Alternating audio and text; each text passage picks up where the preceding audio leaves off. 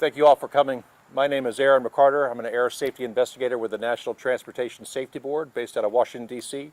I work out of the Ashburn, Virginia Eastern Region Field Office, and we were notified yesterday afternoon about a helicopter accident that happened down here in Jasper County, Georgia, about 10 miles southwest of Monticello. The NTSB is tasked with investigation of every civil aviation accident. Our ultimate job is to determine what the probable cause is so that we can keep this from happening again. Our thoughts and prayers go to the family and friends of this tragic accident. And it is my hope that we will determine what the probable cause is and keep this from happening again. The reason why you're here is on Wednesday, September 15th, 2021, a Robinson R-66 turbine helicopter with 2 pilots and 1 passenger departed Thomasville about 6:40 p.m. local time. During that flight towards the accident scene, there were low clouds and visibility and rain showers in the area at the time. The airplane was reported missing and lost contact at 8:45 p.m. local on 9/15/21, which was Wednesday evening.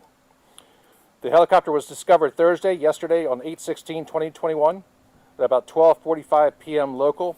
I would like to thank the Jasper County Sheriff Fire Rescue Department along with the Civil Air Patrol who helped find the wreckage. We are looking at 3 things here on the accident scene. All right? We're not going to hypothesize as to what the cause was. We are going to gather factual information, witness statements, any possible perishable evidence that we discover on scene over the next 3 days. Okay? The goal is to look at the man, the machine, and the environment. The human being being the pilot, the qualifications, time in the helicopter, the machine or the technical aspects of the helicopter, engine, maintenance, performance parameters, and the environment, of course, is the terrain and the weather at the time. You know, this is a very small part of a much larger holistic process. A lot of work is accomplished on scene, but much more work happens back at headquarters after we gather all the factual evidence.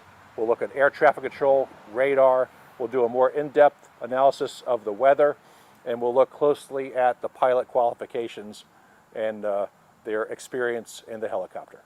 So with that being said, I'd like to offer some time for a few questions. So I've never heard of a plane crash or a helicopter crash having a press conference after. Is there anything about this particular incident that's unique or unusual? She's asking if there's any particular issue with this accident that would be unusual, the reason why we are having a press conference. Well, you know, we investigate every aviation accident. Now, this particular helicopter, it was a turbine.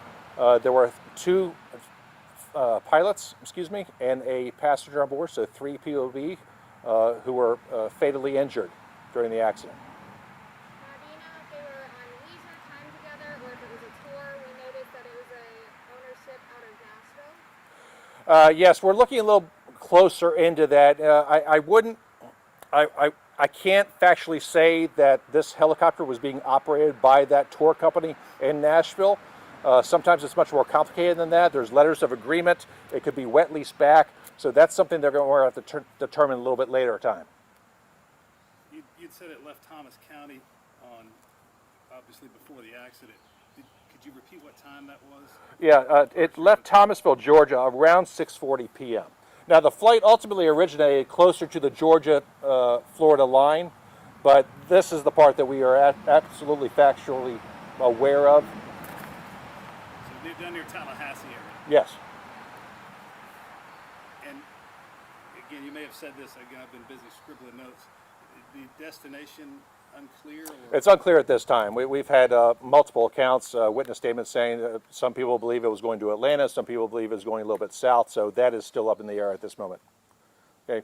And no known stops on the way from Thomasville? Nothing that can be confirmed at this time. You know, we are looking into that. Okay. The helicopter it was a high energy impact. The wreckage scene goes through the trees, and the wreckage pathway is about 125 feet long. So indicating that there was some forward velocity and some speed associated with the accident. So it doesn't seem like there was crash from the person? Was it just the conditions? We don't know that at this time. Okay. Yeah. Was there a specific reason that the search and crew came to Enoch Baptist Church, or is it just because it's 2 miles away? Yeah, she was asking if there was a certain reason why we came to Enoch Baptist Church. Well, that would be the Jasper County officials determined that it was a suitable location to do a press conference, along with having a staging area. It makes it more convenient for us so we can have easy access to the site. The site itself is only about a half mile down the road and about another 3/4 of a mile back in the woods. It's very difficult terrain to get to. So this was a very suitable location, and we appreciate the church officials for allowing us to use it.